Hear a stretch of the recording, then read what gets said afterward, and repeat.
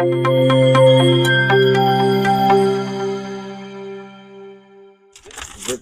afternoon, our listeners and viewers for KMU TV. I'm your host, henceforth, Angwangwale. Join me this afternoon is Mr. Peter Lupambo, the former Y Hostel mayor. Welcome, Mr. Peter. Thank you very much, Mr. Hedgeford. And I just want to say good afternoon to the viewers, and thank you very much for inviting me to the platform. Thank you so much, Mr. Lupambo, for joining us. So, Mr. Lupambo Peter, can you kindly introduce yourself and tell us why you decided to run or to aspire for the position of healthy and housing minister?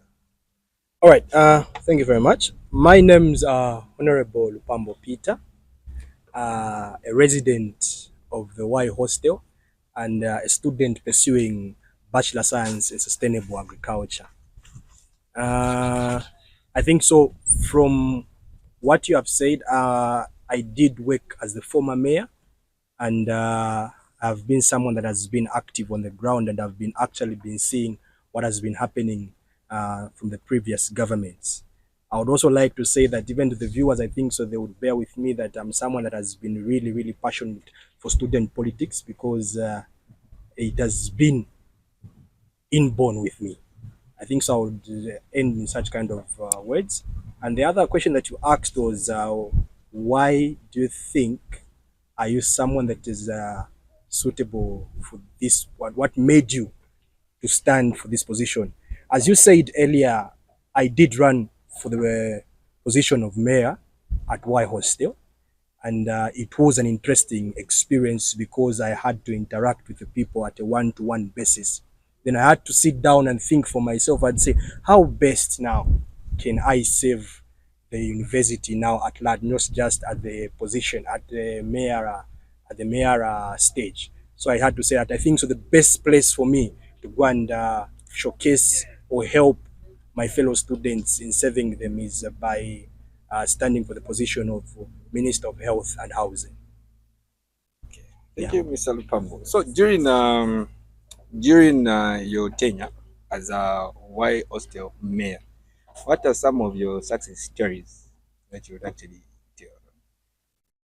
My success stories. Okay, let me not uplift myself too much because they say that the people that must judge you, you must not judge yourself, but the people must testify to your works.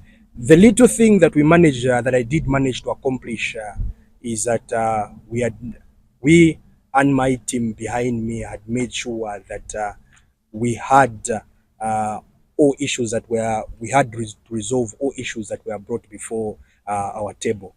What do I mean by the issues that were brought before by table? You know, the role of the mayor is simply to be an advocate between the people, the residents of a particular hostel and the management to bring up those issues that the people are facing in that hostel. So during that time, we did accomplish a lot, and I can testify to this, and people who come from Y Hostel can testify to this, that during our tenure, there was never a time where maybe someone would say that in my apartment there is this problem and the issue was failed to resolve. Every single time that someone would call upon me, I would always be there to assist in one way or the other. You know, it's not everything that you can solve. We understand that. I do understand that during the tenure there were times where maybe not all issues were resolved, but as time goes on, I am willing to adjust and to make sure that we work on those mistakes that were made during that time. From those few points, and let me also even mention this. During my tenure, I think so, we saw the first ever eating competition at Y Hostel, which was a very, very interesting thing. I think so. Videos are there to speculate that can testify that it was a very, very amazing thing. It brought the community of Y together. It brought us together because I truly understand that in order for a nation or for a community to develop, people must first be united. Sure things. Thank you so much, Mr. Lupambo. So, as you are aspiring for the health and housing minister, there might be things that you've actually identified as challenges that the student populace might be facing, Mr. Lupambo. So, would you kindly please just name out those challenges that you've actually seen right now or that you'd like to address once you're elected into that office on September 26th, 2025? Okay. First thing first, allow me to say that KMU is a growing community. It is a community that has been growing since 2016, since the opening of the institution. The way KMU was last year is not the way KMU is this year. You will testify to me that each and every single apartment is filled with about with all 8 members that were there that are supposed to be accommodated in such kind in that apartment. And as the community is growing, so do the challenges also them grow. So do the challenges also them grow. So now, how do we tackle? So some of the problems that we have gotten to see this year is the basic problems are the accommodations. In accommodation, what I mean is that we have had a very big problem in terms of refrigerators, in terms of the stoves, in terms of medical, in terms of accessing medical care because the number is growing. Uh, you would know that KMU is located 30 kilometers away from the nearest uh, hospital and from the nearest town. So, if these essentials are not provided to the students, their only resort is a 30 kilometers away to the nearest place where they can access these things.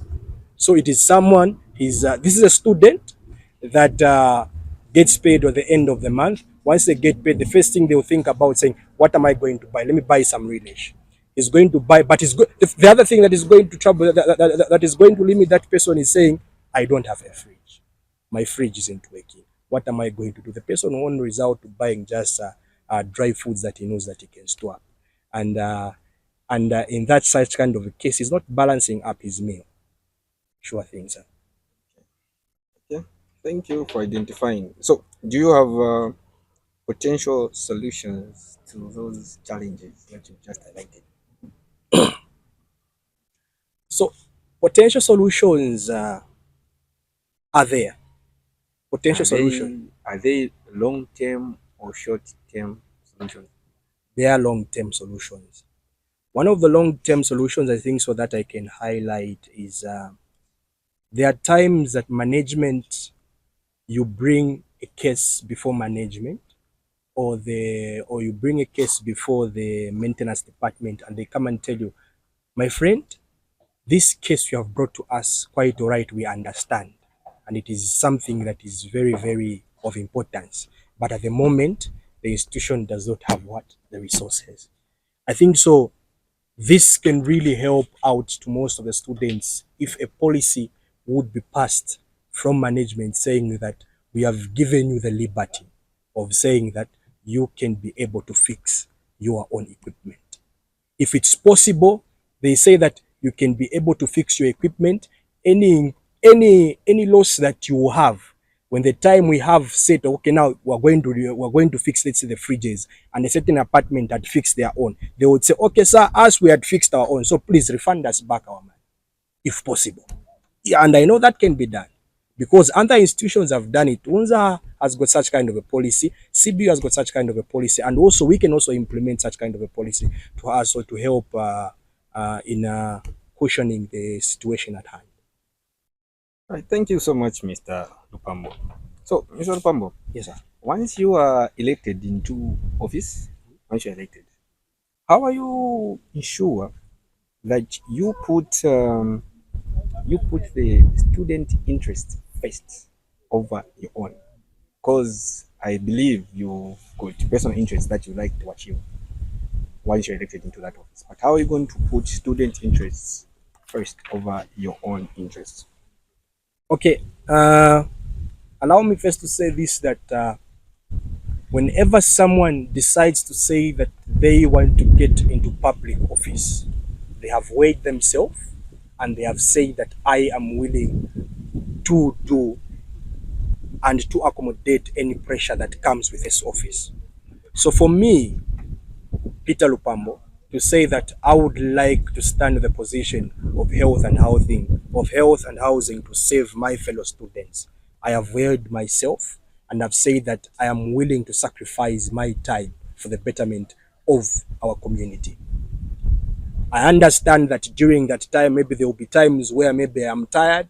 Zero to a phone call comes up saying, "My friend, you are being needed here. There's a problem that is there." It will be challenging at first, but during as time goes on, I will be able to say that we can accomplish one or two things. And mind you, I will not be working alone. There will be a team in place. Every single minister has got 4 committee members. And on top of that, on those 4 committee members, I've got again another four members who are called mayors of residents. They will be there to also them to help in one or two ways.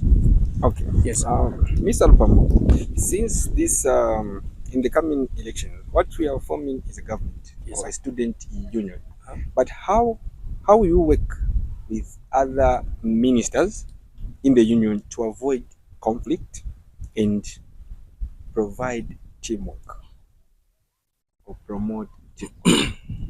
Okay.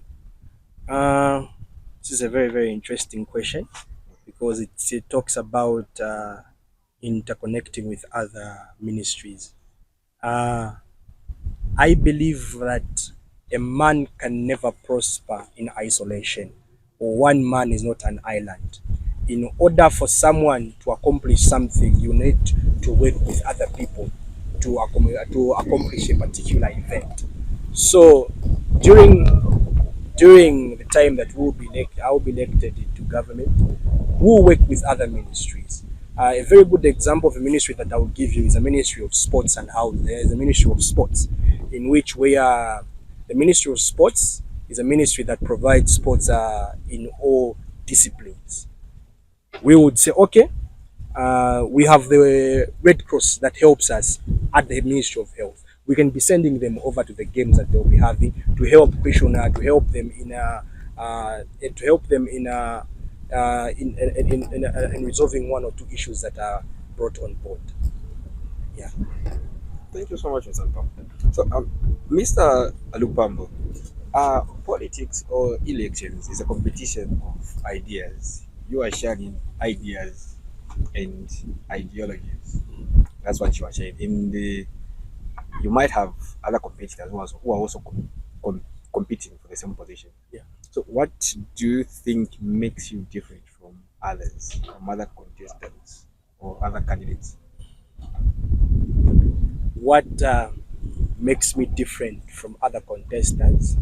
It is that, like I said earlier, I worked under this ministry of the Ministry of Health and Housing, by then under Honorable Kelvin Nkole, who was the then Health Minister in 2024. I understand the pressure. I understand the offices that need that a particular person must go to for in order for a particular solution, for in order for a particular problem to have a solution. So I have had an exposure of this ministry. I'm not someone that has been sitting on the bench, but I've been someone that has been inside the playing ground, seeing how the game is being played, seeing how where best we can improve on, and seeing how best we can accomplish a better and reliable society and community at large. Okay, that response. So, how do you plan, Mr. Lupambo? How do you plan to stay accountable to the people who will elect you? How are you going to stay accountable once you are elected on September 26th? Okay. With that question, in line with that question, I think so. I would say the best way in which I would be accountable is by making sure that we hear to the voices of the students whenever they cry out to. Uh, there will be so many ways in which we'll be hearing these voices. It is one of the best ways I think so that can be used through social media. You understand we are in an evolving world, and social media plays a very, very critical role in terms of people airing out their voices. We will be engaging with people on social media, putting up platforms where we are asking up people saying, how, where do we improve? What are the problems that are on the ground? You understand? Maybe there might be times where I might be too busy maybe to acquire to a certain problem, but if there are such kinds of forums where people are able to say, sir, here we want this. Sir, please, can you be accountable to this? Can you be accountable to us on this particular issue? Then we'll be able to be accountable with that kind of issues. The best, I think so. One of the best ways that I can say is through social media, by making sure that we have got platforms where people will air out their views, and we, as a caring government and as a caring leader, will make sure that we adhere to those problems and address them as soon as possible. So moving on now to medical services and housing. Mr. Pambo, you believe that even our viewers or and our listeners, they believe to say the medical services which are provided at this institution are not to top standards and that our facilities are deteriorating at a very faster rate. Yes. So, how best do you think you are going to advocate for better medical services and proper facilities for KMU students?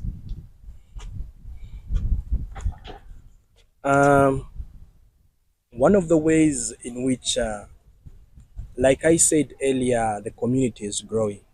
And as a community is growing, so do the challenges that arise with it. So, as we are saying, our health post at the moment is a health post that can only accommodate maybe 5 to 6 people, maybe at a time. Would lobby to management and even lobby even to the and even lobby even maybe even to the area MP to say, sir, there is this problem that we have at KMU. Our current medical facility is not having the proper equipment or the proper infrastructure to support the growing environment. Please see us and help us through the Constituency Development Fund, because there is a branch of the Constituency Development Fund that is allocated only to healthcare. And I think so, as residents of Chinsali and members of this district, we are entitled to such kind of a solution whenever we cry out to. The other thing is by making sure that management uh, provides better services to the students through their staff members, by making sure that they have enough staff members on board that are able to adhere to the problems whenever they are presented to the hospital. Yeah. Thank you so much, Mr. Pambo. So, as you know, a university setup like this one, we come, we learn, and we've got friends, we've got roommates, and people that might be suffering now from mental awareness. So, how do you plan, or what strategy can you implement to promote mental awareness among students?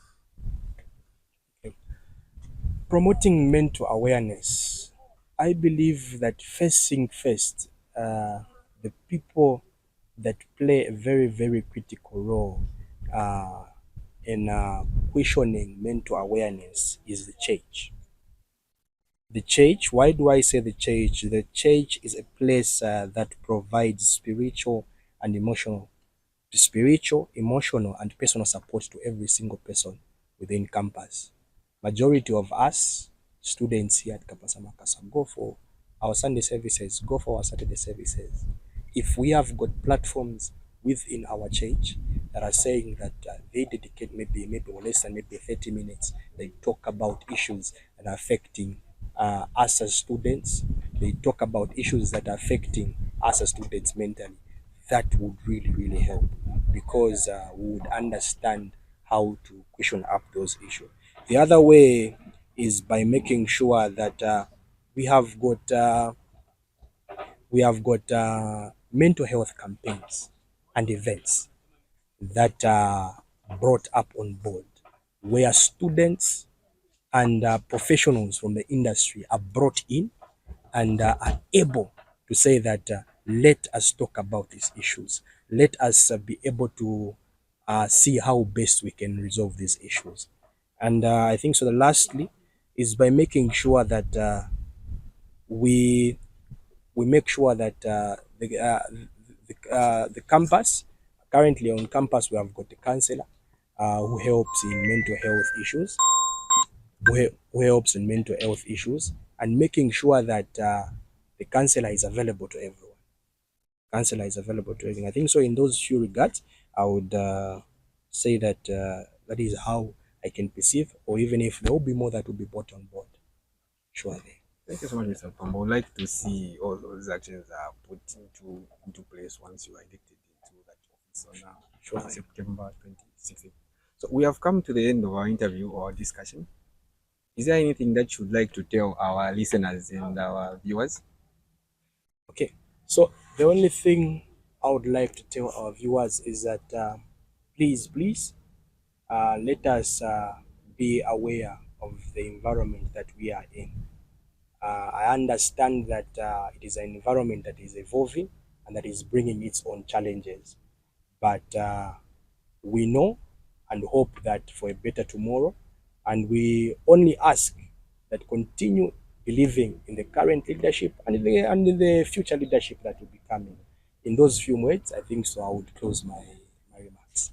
Thank you so much, Mr. Peter Lupambo. It was nice having you on our interview today. To our viewers and our listeners, we have come to the end of this session of our interview with the Honorable Peter Lupambo, who is aspiring for healthy and housing minister. From me, the host, henceforth Ngongola, and the entire KMU TV media team, it's bye bye. Enjoy the day.